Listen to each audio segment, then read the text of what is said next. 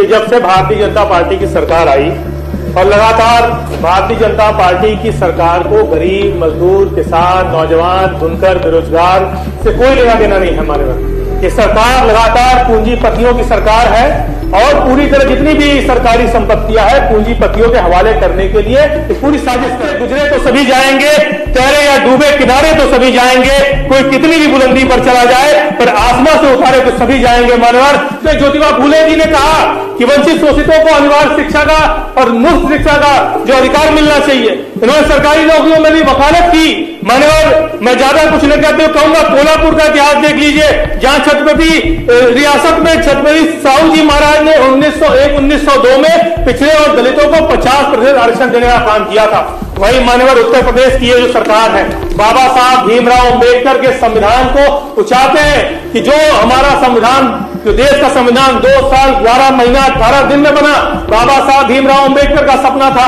जो अनुच्छेद 16 का उल्लंघन हो रहा है जिसमें आरक्षण का प्रावधान है मान्यवर। और इस तरह से हमारे दलितों को, हमारे पिछड़े समाज के लोगों को, हमारे अल्पसंख्यक समाज के लोगों को आरक्षण न मिले, उसके पीछे साजिश चल रही है मान्यवर। साजिश के पीछे उत्तर प्रदेश की सरकार एक तरफ पूंजीपतियों को लाभ पहुंचाने का काम कर रही है, वही दूसरी तरफ जो हमारे पिछड़े दलित और अल्पसंख्यक समाज के लोग हैं उनके अधिकारों को छीनने का काम कर रही है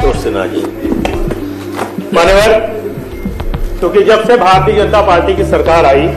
और लगातार भारतीय जनता पार्टी की सरकार को गरीब, मजदूर, किसान, नौजवान, बुनकर, बेरोजगार से कोई लेना देना नहीं है हमारे वक्त। ये सरकार लगातार पूंजीपतियों की सरकार है और पूरी तरह जितनी भी सरकारी संपत्तियां हैं पूंजीपतियों के हवाले करने के लिए पूरी साजिश कर रही है। और मान्यवर ये जो सरकार, हमारे नेता आदरणीय अखिलेश यादव जी पीडीए की बात करते हैं, इसलिए करते हैं क्योंकि लगातार पिछड़ों का, दलितों का, अल्पसंख्यकों के आरक्षण को समाप्त करने की साजिश उत्तर प्रदेश की सरकार कर रही है मान्यवर। मान्यवर सिर्फ बिजली विभाग की मैं बात करना चाहता हूं। आज बिजली विभाग में निजीकरण में मान्यवर आगरा में इन्होंने जब ये निजी हाथों में गई तब से 2434 करोड़ रुपए का घाटा मान्यवर उत्तर प्रदेश की सरकार को हुआ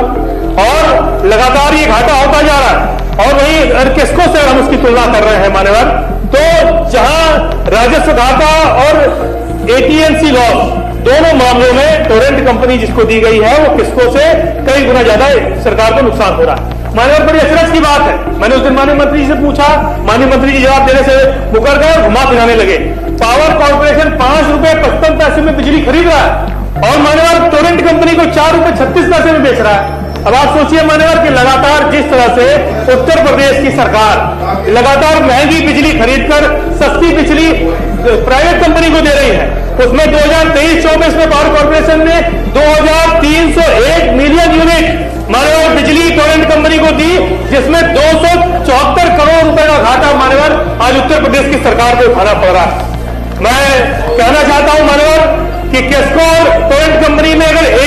एटीएनसी लॉस मान्यवर, माननीय मंत्री जी से कहिए थोड़ी देर बाद बात कर लेंगे, तो मैं किसको से माननीय मंत्री जी सुनना नहीं चाहते क्योंकि वो भी निजीकरण दलितों के, अल्पसंख्यकों के विरोधी हैं और लगातार जो है इसलिए मैं कहना चाह रहा हूं मान्यवर। इसलिए मान्यवर मैं कहना चाहता हूं कि किसको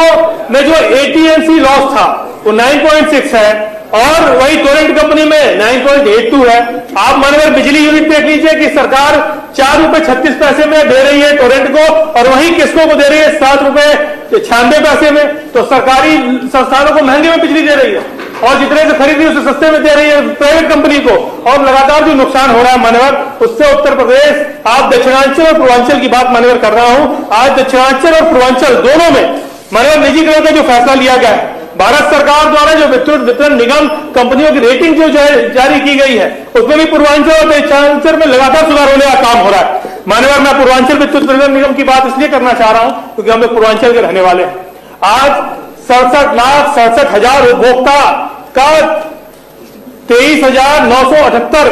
करोड़ रुपया बकाया है और जिस दिन निजी कंपनियों के हाथ में चला जाएगा, जैसे टोरेंट कंपनी ने नहीं पैसा दिया, ये भी देने का काम नहीं करेगी।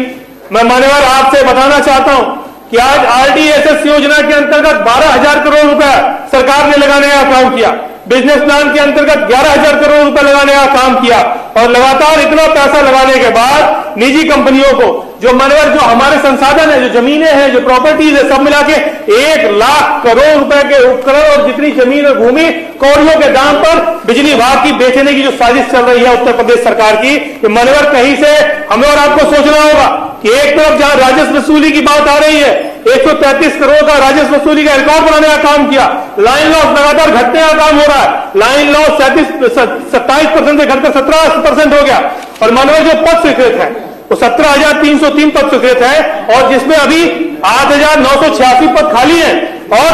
मान्यवर मैं बताना चाहता हूं 8,344 पद पे कार्यरत लोग इतना काम कर रहे हैं। हमें और आपको सोचना होगा, जिस तरह लगातार सरकार की जो साजिश चल रही है, उस साजिश से चल रही है मान्यवर कि किस तरह से पूंजीपतियों को सरकार मदद कर दे, और मदद इसलिए करना चाहती है कि मान्यवर सरकार आरक्षण को समाप्त करने की साजिश कर रही है, क्योंकि जिस तरह से हमारा जो देश है हिंदुस्तान में मान्यवर आज हिंदुस्तानी मैं हमारे आजादी की बात नहीं कर रहा, हम जब आजाद नहीं थे, जब हमारा देश गुलाम था, तब उस समय भी हमारे यहां बहुत से ऐसे लोग थे जिन्होंने आरक्षण की वकालत की। उस समय हंटर कमीशन 1882 में, देश की आजादी के पूर्व 1882 में हंटर कमीशन का गठन हुआ, जिसमें ज्योतिबा फूले जी ने कहा कि वंचित शोषितों को अनिवार्य शिक्षा का और मुफ्त शिक्षा का जो अधिकार मिलना चाहिए। इन्होंने सरकारी नौकरियों में भी वकालत की। मान्यवर मैं ज्यादा कुछ नहीं कहते हुए कहूंगा, कोल्हापुर का इतिहास देख लीजिए, जहां छत्रपति रियासत में छत्रपति साहू जी महाराज ने 1901-1902 में पिछड़े और दलितों को 50% आरक्षण देने का काम किया था। वही मान्यवर उत्तर प्रदेश की ये जो सरकार है, बाबा साहब भीमराव अंबेडकर के संविधान को उचाते हैं कि जो हमारा संविधान, जो देश का संविधान 2 साल 11 महीना 18 दिन में बना, बाबा साहब भीमराव अंबेडकर का सपना था, जो अनुच्छेद 16 का उल्लंघन हो रहा है, जिसमें आरक्षण का प्रावधान है मान्यवर। और लगातार इस देश के जो हमारे भारतीय जनता पार्टी के लोग हैं, इस देश में और प्रदेश में किस तरह से हमारे दलितों को, हमारे पिछड़े समाज के लोगों को, हमारे अल्पसंख्यक समाज के लोगों को आरक्षण न मिले, उसके पीछे साजिश चल रही है मान्यवर।